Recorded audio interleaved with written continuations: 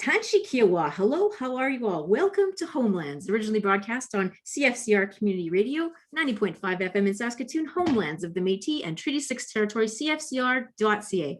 This is your favorite Auntie, Andrea Letting Dishnu Kashoon. My name is Andrea Letting. Call me Auntie Andy if you like, and I'll be your host over this next half hour. I am part settler, part relative, and 100% ally in relation to everyone. I'm just me. Not a card-carrying member of any Indigenous nation, but I am loved, adopted, related to, and accepted by many, rejected by a few. Haters gonna hate, relators gonna relate. I'm blessed to have Indigenous relations in my family, and secretly may love them a little bit more than all the rest, only because they're the first peoples of this land who welcome all the guests. I'm also of Irish and Scandinavian descent, along with a little bit of mystery, and that's the way I was raised, strongly decolonial and justice-oriented with a big related heart for all. I most empathize with my Batoche Métis friends and family in that history and culture growing up, and as an adult have continued to try to live that meal permits when that beautiful good life. So from the fringes of the sash, I situate myself as a relative and an ally and welcome you, my listeners, as brothers, sisters, nieces, nephews, cousins in the Homelands. So let's welcome our relatives tonight. So I'm really happy to introduce the Kulak family from the Kamsack area and Treaty 4. And we have both parents as well as Isabella, and you may remember her from last year when she became a national story. Even Justin Trudeau, the Prime Minister, talked about her as a hero for wearing a ribbon skirt to school, and then kind of they'll tell the story about everything that happened. But this year we went back to school with a National Ribbon Day across the whole country. So that's I think it's a really beautiful, powerful story from this area. So I'll let them introduce themselves and tell more about that story. So thank you for joining us. My name is Lana Kulak. I'm Isabella's mother. She is the second eldest of 7. And I'm just a super proud mom. And I can't believe a year has passed already. And so much has happened. And we just thank everybody from around the world that have supported us and stood by us. And from the bottom of our heart, we just thank everybody. My name's Chris Kulak. I'm Bella's dad and Lana's husband, and we I'll echo what Lana said, that we're very private people, and we didn't expect so many people to have such a strong voice for my daughter, and I thank everyone. And we're just so happy that the story has resonated so far and wide, so people can see the importance of the ribbon skirt and how important it is to the culture of First Nations people. And Isabella, I know this must be really, it's kind of like a big deal to kind of step into the spotlight like that. What's it been like for you? It has been very different from when I was younger. And it's very surprising. What are some of the things that surprised you the most over the past year from everything happening and kind of it hitting the news and people reaching out to you? What are some of the things that really stand out to you? I remember seeing that picture of you with all these ribbon skirts on a couch. Like what kind of stories do you have to tell about that? When I was 8, I got sent one ribbon skirt, and now I have like 18 or 19. And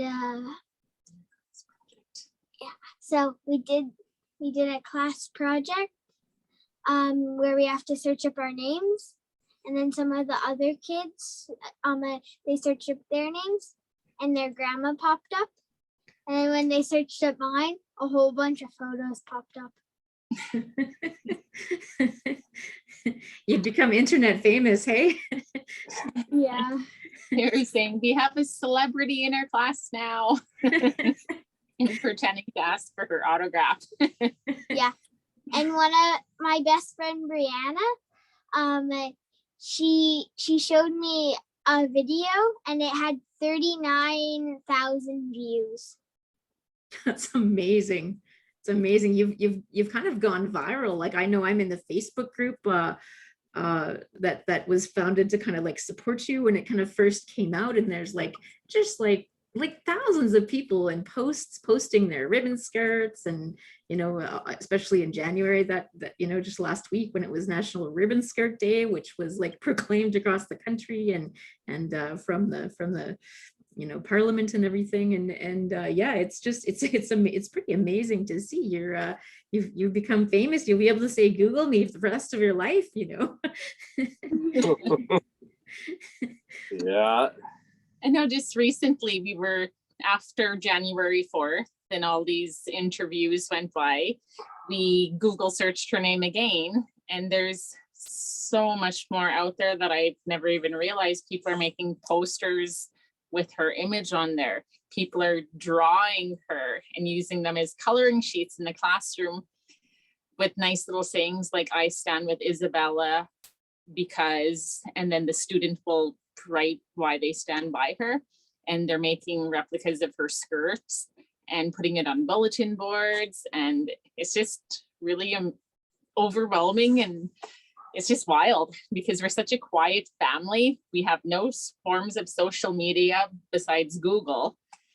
And to hear that she's like on Facebook and TikTok and whatever else is out there that I really don't know, it's very different for us. So going back to like kind of when it all happened, like I remember talking with you guys about it, and kind of what I remember of it was that kind of Isabella didn't really want to say too much, and you kind of had to drag the story out of her, and then from there you kind of had to decide to take action. Do you kind of want to talk about that, like the journey and kind of things that you've kind of learned along the way, and some of the actions that have taken place and that kind of thing? Well, I guess initially I was the one who made the first phone call. I was upset, but I didn't want to be angry. I didn't want it to be a spiteful interaction. So I phoned the EA herself. I tracked down her cell phone number and I phoned her. And it was kind of a one-way conversation. I basically told her that I thought it was very unacceptable for an educator to speak to any child like that, and that I didn't have any problem believing my daughter because she tells the truth to us. So I told her to make an adjustment, and I told her that regarding the fact that she grew up here close to 3 First Nations, and now she's working here as an educator, it would be nice to see some of that knowledge come into play when she's speaking with the kids who are here. And I guess she got upset and was worried about it. I gave her an opportunity to just deal with it on a personal level. And I think that she maybe felt like she should phone her boss. So she phoned her boss, and then they very promptly got a hold of me, and they weren't denying that it had not gone on. They immediately took responsibility that something was said and that something needed to be done. And I really appreciated that, the deputy director at the time, Donna Krieger, and pushed it up the chain to Quentin Robertson. And before anybody got a hold of any of the details or what had happened, our school division was taking real responsibility. And I really appreciated that as a dad. And I can also appreciate how difficult this perhaps has been for this young lady, this EA, and her family, because now this will follow her for the rest of her life. And I do have sympathies in my heart because I have daughters, and I would hope that people can see this with a bit of grace in their heart because of the positive way that things have gone on. Forgiveness is the strongest tool we have to heal with each other. Sometimes it's warranted, sometimes it's not. But if we don't try, these wounds never heal. And that's what we're trying to teach our daughters about what's gone on here. That's a really beautiful framing of the whole issue, you know, because I think, you know, some really important conversations and positive things have come out of it. And yeah, I think, you know, there's obviously mainstream society has a lot of lack of education, I guess is maybe the best way to put it in terms of, I would agree. yeah. And so, you know, this became an opportunity through your advocacy and, yeah, and Isabella basically became a superhero. So it's kind Yeah, of, she's my superhero. yeah, I call her Bella the Brave. yeah. What are some of the other pieces? So the National Ribbon Skirt Day, was that first proposed by elders or the school board, or where did it come from? Because I know it's gone all the way up to Parliament. So do you want to talk a bit about that, or? Well, what was it? One day we received a phone call from the senator's office of Mary Jane McCullum, and it all started from there. They asked us to write some letters. They asked Isabella to write a letter, and they wanted to push hard for a National Ribbon Skirt Day on our behalf. They did start it pretty much right after this had happened last year. But everything was kind of pushed back a little bit due to the election. So it went from Bill S227 to Bill S2. It's still 227. Yeah. Okay, Bill S227. And yeah, so that we had the first National Ribbon Skirt Day. We celebrated it at KCI, and it went really well. We had a lot of people from the community come, and a lot of the younger grades participated. The chiefs from the local reserve, Cody First Nation and Kizikus First Nation. We had a couple of counselors, a drummer that sang an honor song, as well as a roundup song afterwards. And yeah, I can't believe it's going to be a National Ribbon Skirt Day, or it is. Yeah. It's pretty amazing. I think the Court of Public Opinion decided it was happening, whether the Senate or the House of Commons said so or not. So the people involved and the people that were touched by this, they didn't need it to be on the calendar to celebrate the first one. So I think things will go forward, and I can't see any big objections as it moves forward. It's not a contentious bill. It doesn't infringe upon anybody else's freedoms or rights.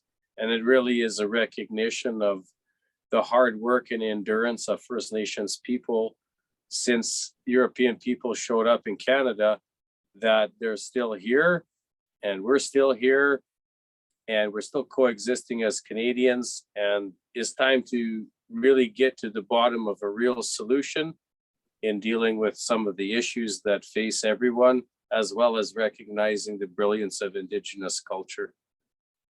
That's beautiful. I mean, it's really special too that, I mean, your family is a blended family where you've got a non-Indigenous person and an Indigenous person, and you've got these 7 beautiful daughters. So, I mean, obviously, you know, ribbon skirts are, you know, something that, you know, you have some, you know, some experience with, and that kind of thing. So, like Isabella, is there anything like you're probably like, I seem to recall from last year that you're kind of like you're more of you know, you're usually like I'm the same way, kind of more of a like, I'll wear a ribbon skirt for a special occasion, but I'm pretty happy in like leggings and that kind of thing too. So I mean, what's it been like for you to kind of feel like you're representing ribbon skirts all the time, and is it kind of hard sometimes, or is it okay, or what are some of the challenges, and what are some of the fun things?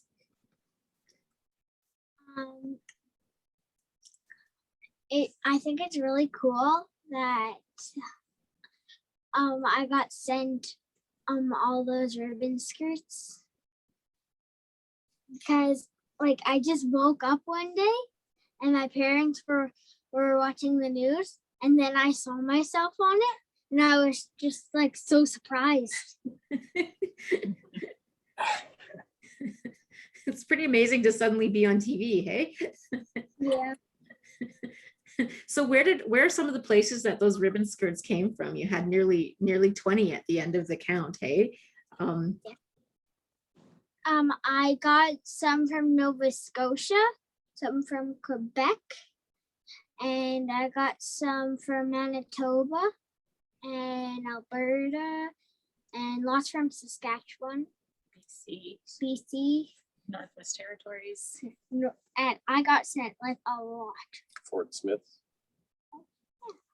Wow. For- So pretty much from everywhere in Canada you got, did you get any other kind of like messages or notes? I think I remember something about an RCMP sending you something. Was that something that?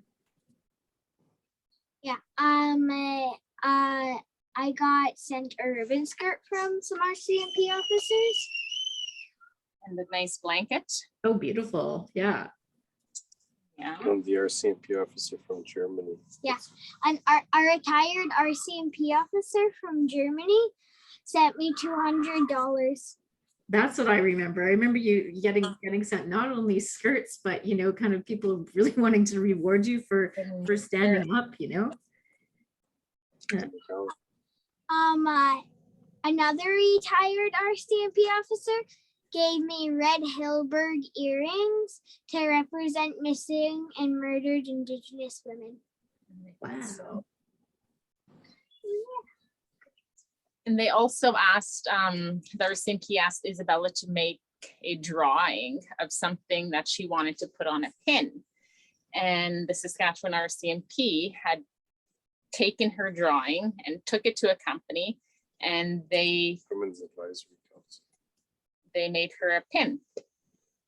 Oh, wow. That is beautiful. I love that. So what Yeah, do the words say? So it's three people kind of standing with their hands up in kind of that kind of power position. And what did the words say? I can't quite make them out. There's like a medicine kind of wheel. There's a at the top medicine of wheel, hands. and then there's me and my wife and my daughter in the middle. Yep. It says Isabella Kulak on the top, and it says strong, Indigenous, and resilient, with some eagle feathers, and then a teepee at the bottom. Beautiful. That's amazing. Wow. Got a future in graphic design as well.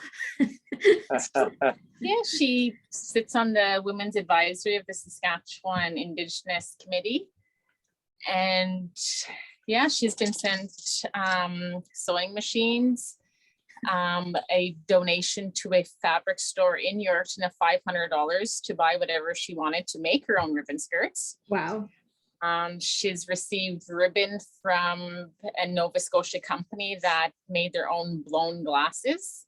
And they sent her one of their glasses with all their, because they closed down due to COVID. Mhm. And they sent her all the ribbons that they would tie their fancy boxes closed with. So she received a large amount of ribbons from them. Amazing. There's ladies who won different draws and won large boxes of ribbon, and they donated them to her as well. And yeah, Straight from Ottawa, from the RCMP. yeah, Ottawa RCMP gave her a bunch of ribbons and a skirt made with their horse carrying the flag. And yeah, they gave her flags and pins and tokens and sage, pencils, all kinds of stuff. She had a photographer come from the, what is it? Native Women's Association of Canada. Yeah, Native Women's Association of Canada Mhm. sent a photographer to our house From Gatineau, Quebec. from Gatineau, Quebec, and they put her on their cover of their magazine. Oh, wow. It's pretty impressive, hey? There's so many things to remember, like it from coast to coast, top to bottom. One tribe in the USA, there's lots of allies in the United States, and I remember a story. There was a gentleman that one of the first gentlemen that posted in his ribbon shirt lives in a very Republican area in Texas, and maybe always hid his First Nations ancestry. And he said after he saw on Facebook what had gone on, he was going to a beer and wing night with some co-workers, and he wore his ribbon shirt, and he didn't know how it was going to go down. And he said he had more conversations with people he would have never talked to about his shirt and his attire. And he said he was surprised by the type of people that were coming up and speaking to him, people he would think maybe wouldn't speak to him. And he said that it gave him a lot more power to be an Indigenous person in the United States. And I thought that that was a really strong moment for the men to stand up and say also that they had support for her. So I appreciate that gentleman and all the gentlemen that helped us. That's a really, really interesting story. I mean, yeah, it's ribbon shirts as well as ribbon skirts, and I've mostly, like on the Facebook group, for example, it's mostly been women posting. But yeah, I guess when I think about it, there was like one of my friends is Two-Spirit from PA and posted with their ribbon shirt on kind of thing, and taking pride in that too. So it's kind of neat how it's kind of reached everybody and inspired everybody, and the conversations that have happened, so about that, like what are some of your thoughts about moving forward in a good way? Like what kind of things still need to happen, and what kind of actions can people take, and what kind of conversations still need to be had? Well, I know as of right now, I started working in the school system with the Good Spirit School Division as an Indigenous community worker. And I work with pre-K right up to grade 12. And I can see a lot of things that are changing in a positive way. We have an Indigenous room. We smudge on Tuesdays. Just recently in December, we started a ribbon skirt class. We're going to be doing some beading pretty soon. We have a drum group started. We're going to be putting our language up on the walls so students can learn different words or learn a different language pretty much. I see a lot of change happening in a positive way. A lot of people are coming up to me and asking me the meaning of the ribbon skirt, and yeah, everything's changing in a really positive way. We still have a few more baby steps to take as time goes on, but things are happening, and I'm really happy to be a part of it. It's really exciting. Isabella, do you kind of have any like advice for other young people, or for things that you would like to see happen moving forward? I just want, like, I want people to let their spirit shine with no regrets. That's beautiful. Good advice.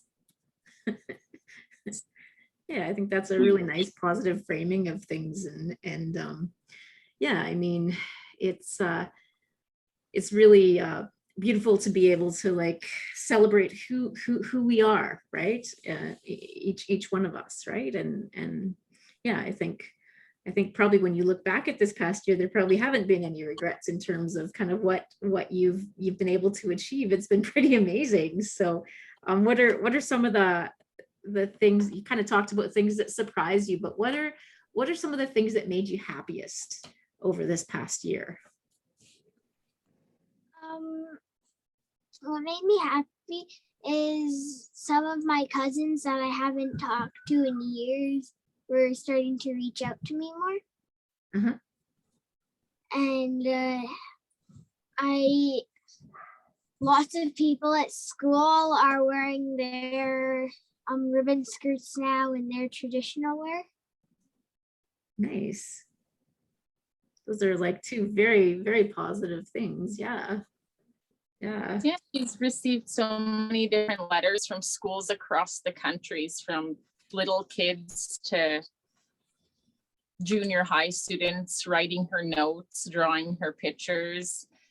They're actually wanting to do Zoom meetings with her. Universities are wanting to do Zoom meetings with her. And it's a little hard to juggle because she's still in school and that's when they would want to do it. Right. But yeah, she's received letters and notes and drawings and all different kinds of things from right across the country, which is pretty unique. She has this giant box of stuff she's received over the year, and trying to keep up with all these posts on social media. We're trying to print them out and keep a file. And It's almost impossible to keep Yeah. up with it. Yeah. So much Yeah. gets generated. Yeah. You just need a Yeah. website. There's Yeah. a lot of interest, and you can see that this whole issue was gurgling under the surface, and mainstream wasn't paying attention. People in the Indigenous circles were, of course, advocating for these things for a long time. And Bella was like the match when it hits the gasoline.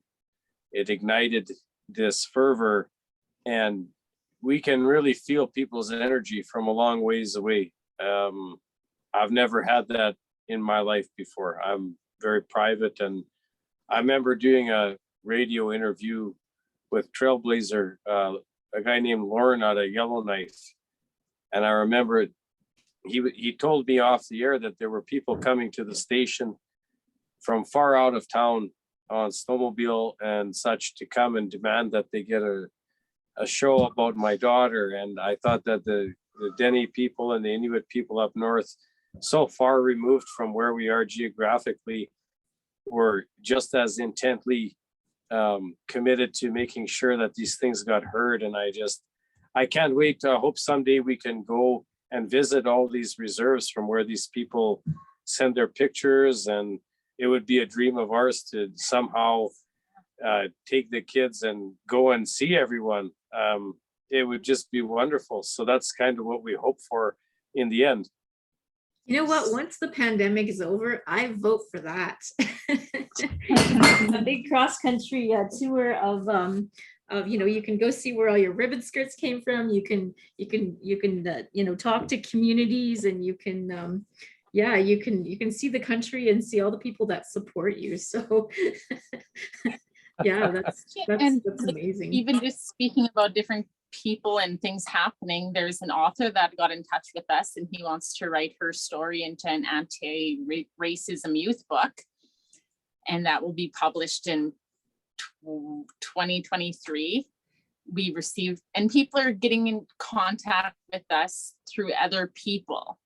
So the school division contacted me because they're getting contacted from Quebec, and there's a TV show that is French Canadian and wants to make a little series or a little documentary on Isabella. And there's lots of people still trying to get in touch with us because we're not on social media, and they're jumping through hoops and reaching us any way they can. There's people writing little, I don't want to say Nana Bush, but like little stories and fairy tale stories with Isabella, and she's like the dancing white horse in the mountains or something like that. And it's just like, oh wow, this is amazing. The stuff of legends. Yeah. There's people making little quotes about her, like shake the hand that shook the world, with little hands reaching out.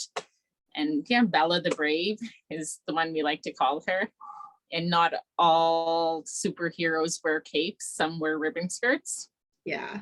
Melissa O, a ribbon skirt designer, made a picture or post about that, and how it's stuck with me. Yeah, that was one of my favorites from last year. I really love that. Yeah.